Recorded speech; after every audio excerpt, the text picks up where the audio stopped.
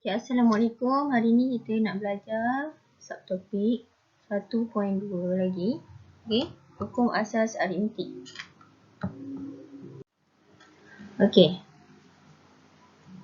Jadi untuk hukum asas aritmetik yang pertama, kita panggil dia hukum kalis tukar tertib. Okay, bagi hukum kalis tukar tertib ni kita melibatkan dua nombor saja, A dan B. Okay, contohnya kita buat 2 tambah 3. Nilai dia tetap akan sama dengan 3 tambah 2. Okey.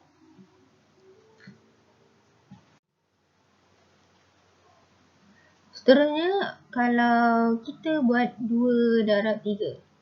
Inilah tetap sama juga dengan 3 darab 2. Okey. Ini dapat 5, yang ni pun tetap akan dapat 6. Ni dipanggil hukum kali tukar tertib sebab kita tukar kedudukan dia. Maksudnya 2 pergi belakang, 2 pergi belakang, 3 pergi depan. Operasi kekal sama. Kita akan tetap akan dapat jawapan yang sama. Okey. Dan seterusnya untuk kes yang kedua, okey, ada 3 pula nombor. Okey, A tambah B tambah C. Okey. Contohnya kita ada 2 tambah 3 tambah 6. Okey, bila kita kurungkan yang depan, okey, ni hukum kalis sekutuan. Maksudnya kita ubah sekutu dia. Nilai dia akan sama juga bila kita ubah kawan dia. Kita kurungkan 3 dengan 6 pula. Okey, jawapan tetap akan dapat 2 tambah 9. Yang ini 5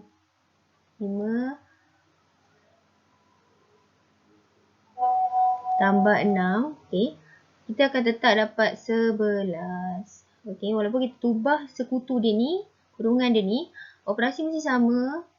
Kita tetap akan dapat jawapan yang sama. Sama juga bila kita buat darab. Okey, katakan kita buat darab.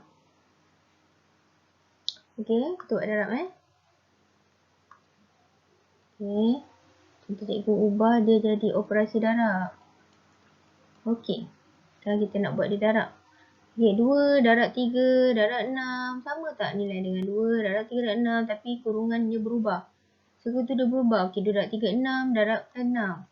Sama dengan 2 darab 18. Okey, bila kita tekan kalkulator, kita akan dapat nilai yang sama.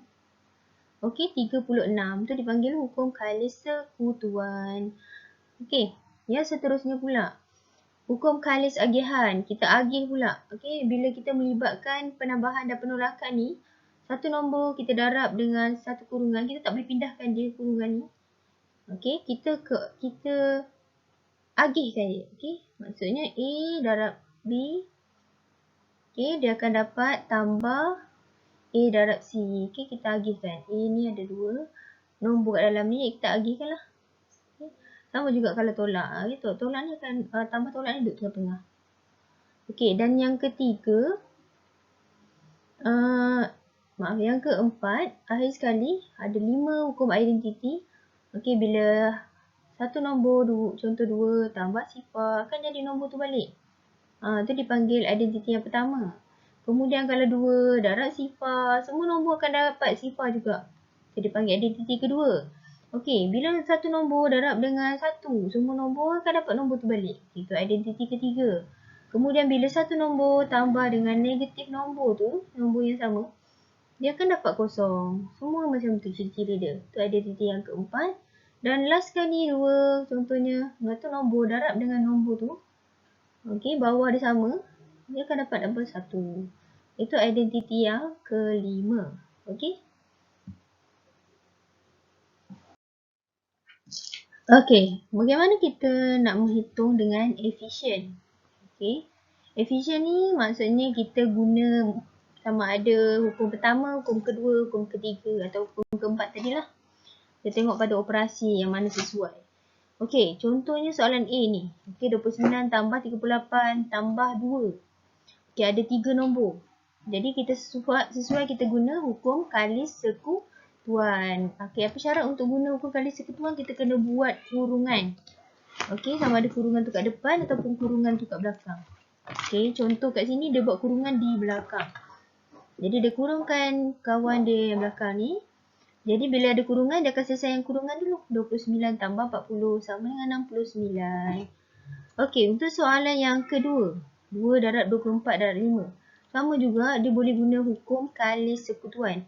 Tapi dekat sini dia cantum dengan hukum kalis tukar tertib. Okey, yang mana dia tukar tertib dia? 2 dengan 5. Okey, dia tukar tertib 2 dengan 5 ni. Dia duduk dekat belakang. 24 duduk dekat depan. Okey, kenapa? Sebab dia panggil lebih efisien. Sebab nombor kecil lagi senang nak didarab lah. Okey, jadi macam mana kita nak selesaikan nombor yang kecil ni dulu? Kita guna hukum kalis sekutuan. Kita buat kurungan dia. Okey, kita sekutukan dia.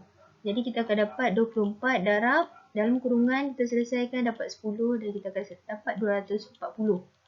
Contoh yang ketiga, 7 darab 3040. Okey, yang ini kita ganti sebagai A. Okey, darab. Kita nak buat A darab B tambah C contohnya. Kita nak guna hukum kalis agihan. Okey, macam mana kita nak buat hukum kalis agihan? 7 ni akan jadi A, 7 akan duduk luar.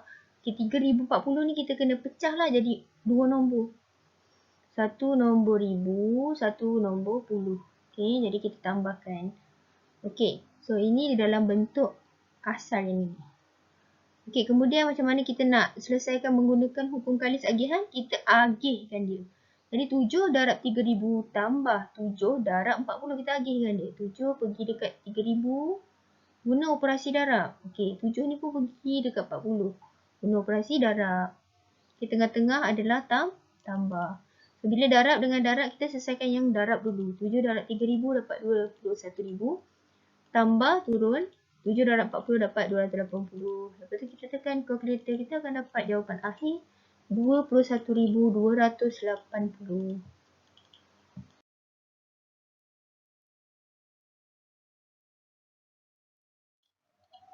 Okey, seterusnya macam mana kita nak selesaikan masalah yang melibatkan integer.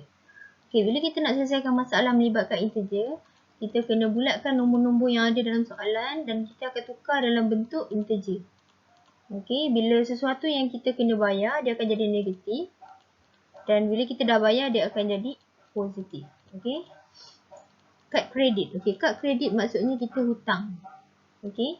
Kita tak guna duit kita sendiri, kita hutang kad kredit. Negatif 230.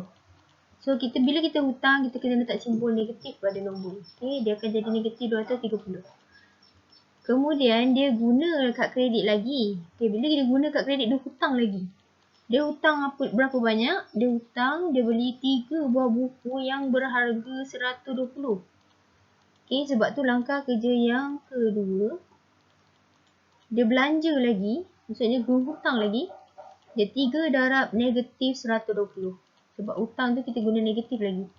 Kita tekan kalkulator, kita akan dapat negatif 360. Sekarang dah ada 2 jenis hutang dia buat. Seminggu kemudian, akaun kad kreditnya dikenakan faedah. Okey, dikenakan faedah ni dia kena bayar lagi tambahan RM3. So, bila dia kena bayar, nombor 3 tu akan jadi negatif 3. Luqman membuat bayaran balik sejumlah RM400. Bila dia bayar, so duit tu akan jadi positif 400. Jadi, apa kita kena buat? Kita gabungkan semua integer-integer yang kita dah dapat ni. Ada 4 ni dengan operasi tambah. Okey. So, negatif 230 tambah negatif 360 tambah negatif 3 tambah 400. Bila ada simbol bersebelahan, tukar tanda, tukar tanda.